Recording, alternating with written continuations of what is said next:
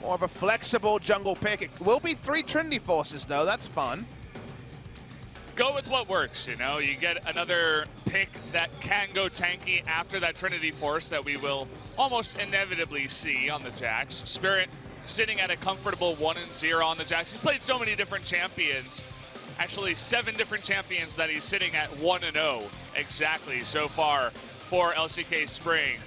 Pretty incredible. He's going to give this one another shot. Worked out for them. But the Tom Kent's was huge. It was so oppressive in game number 3. Rocks versus KSV. And Secret, maybe he was watching that game and he's like, hey, I could do this too. He's played his own couple of games. He's 1-2 on the Tom Kent so far. No doubt he is very well practiced. We'll see if he can.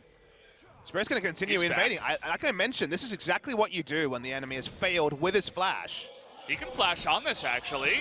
Trying to get in here. He knows the flag and drag was used, and that's going to do it. First blood handed over, as well as double buff to Keen on Camille top. And it was like watching a... Maybe not. I saw an ult. Okay, ult's coming on in, and we will have a nice knock-up. Good timing to knock up Spirit here. In a bit of trouble, but the TP comes in from Kuro, but from behind, Edge comes in, picks up a kill. Roach getting low. They're trying to take him down, but they can't quite do it. Tushin, by the way, is here as well. Edge getting low, and an auto attack takes him down. Nice. Take it. Bit of an ultimate here onto an Alistar without his ultimate. He gets taken down. Tushin not respecting the Nether Grasp. His ultimate was still quite a long way away, so this was caught. No other way to put it. Thought they were just going to be wave clearing in mid lane, but nice punishment from Kongdu Monster. Lane assignment is now Edge top side. Doesn't have teleport reaction from Spirit. It's mid lane again. Oh boy, Varus is locked down here. He still has his flash available, but an Alistar is in trouble. Taking a lot of damage, but unbelievable. He actually knocks him under the turret and makes it a 1-for-1 trade. Nicely done. Messing up the flash here is Keen. He's trying to get another kill onto Raze, who's getting low. Kuro trying to come from the side, lands that missile. Keen getting in close, but can't quite close. A lot of high mechanic plays going wide here. We're trying to really ascertain what comes of it after everything. Afrika still ahead in gold. They wanted to get a second pick and then put down the Rift Herald and potentially break the mid lane turret super early. Corki goes back to base. It only ends up being a trade overall. And get the replay now. Very aggressive Abyssal Voyage with Edge. That's why he was able to get into the backlines as Malzahar. Didn't even need the flash to make that one happen at the start. Headbutt there. Very nice from Tucson. He knew his life was down, but he's going to take one with him. He almost got it there at the end. He burned his flash to make sure that he could secure the... Scaling, but also the potential to circumvent early game snowball. This seems to be the new Afrika mantra, which is kind of respectful snowballing. Maybe this is disrespect. They're coming from behind. Kramer just gets eaten up. Damn. Just out of position there, the Abyssal Voyage. How many times are they going to get away with that?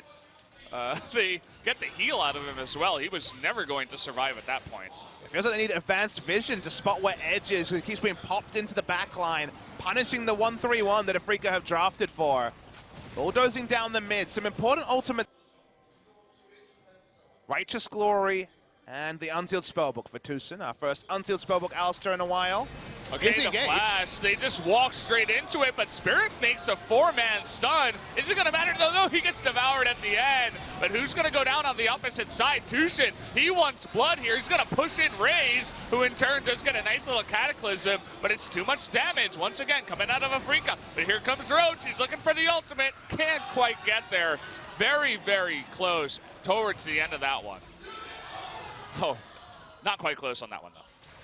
Almost a perfect fight for Kongdu Monster. They smelt the blood. They got so many members low, but the QSS has stopped any kills from sticking. Speaking of kills. Look at Keen going 1v3, looking for a kill. He's got double TP on the back. Kramer QSSing out of it. They're looking for the big turnaround with this. Kuro with the damage coming out of Corki. Now looking for Edge. It's a double kill and an ace against Kongdu for Afrika. That's why we saw them so far forward. It looked like a weird rush of blood to the head of Keen, but it was because they had double teleport out of nowhere coming in. With all the Baron damage, they turn onto it. First Baron in the game, probably going to go to the Afrika Freaks. It should, unless Raze can get there, but it doesn't look like he's barreling down on the Baron. Just A lack of respect for the TPs for the Tushin unsealed spellbook once again. And Kongdu wants to get caught out. They'll pick up the involved in any of those sideline pushes. We're going to see the replay. It looks insane from Keen, but he's not trying to get kills. He's trying to buy time. Tushin comes in. Doesn't even matter if the headbutt pulverize hits. And Kuro, man mode, straight onto edge. Just picture in picture, we're seeing more kills. Yeah, we got a Devour here, but it just looks like a total rout on the side. A couple of members are going to go down. The two tanks, Raze and Secret, on the backside. We got a 1v1 on the top lane. Just getting caught out. We didn't see how this fight started, but with Tushin very low, you can kind of imagine what might have happened. I mean, if Frigga just looking to brawl, they'll play side lanes until they have two pushing lanes, and then Ghost Flash Alistair will look for a turret dive. If he's taking turret aggro, everyone else is dying because they have only threats on the remaining. See you later, Baron, and a nice knockback once again from Tushin on the Alistair. Not the first time we've seen that out of many different Alistairs in the league. Clean, PogChamp. Nice little cataclysm here, but another good disengage. Tushin getting low. They want to get at least one pick on the back. They don't want to let them all get out alive. Tushin dodges the Mystic shot, but maybe not the next one.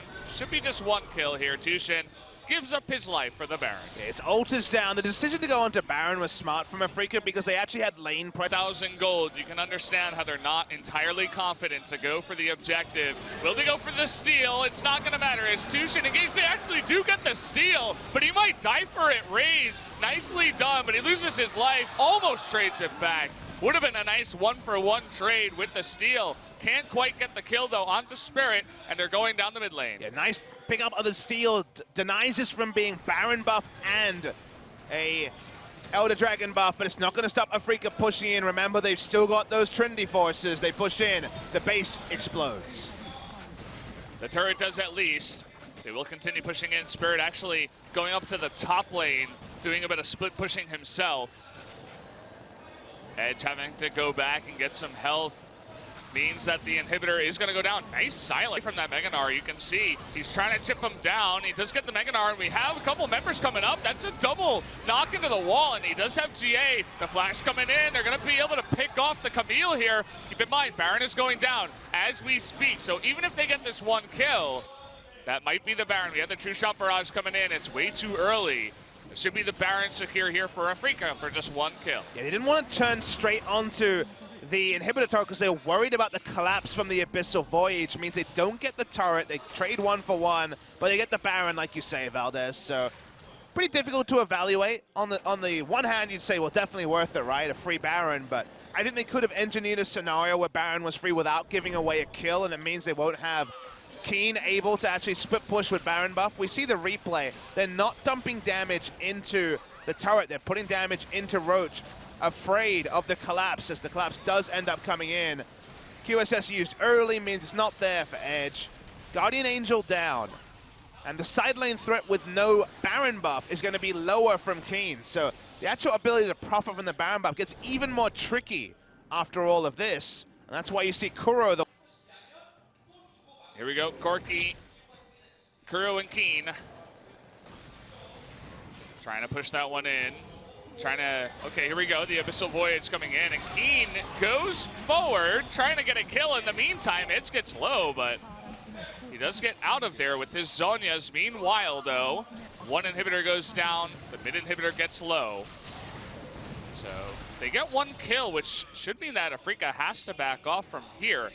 But another inhibitor does go down at least. Does mean also that Barrage on the top lane that has the super minions coming in, but there's that engage. They try to come in. Is Tushin trying to get onto Raze? He will go down on the backside. Will this just do it? In comes the Jax. We do have the Cow getting a little bit low. Actually, it was the Camille, but finally the engage comes in towards the end in the last rush. And Afrika, they find the key to end the game. Good engage. And they end it. Afrika Freaks were frustrated for so long because Kongdu were not coming out of their base to actually take a 5v5 in terrain where they could fight them, in terrain where they could use an aggressive Hextech ultimatum. It meant the game dragged for a long time because they did not want to, under any circumstances, go for a turret dive. 5 for 1 was the trade. This will be the end of the game, and Afrika Freaks extend their win streak to 7. Took them a long time, but they knew exactly what they were doing. Patient play leads to their eventual victory here at 51 minutes. Lots of flexing on the wrists after that one. Very deserved one.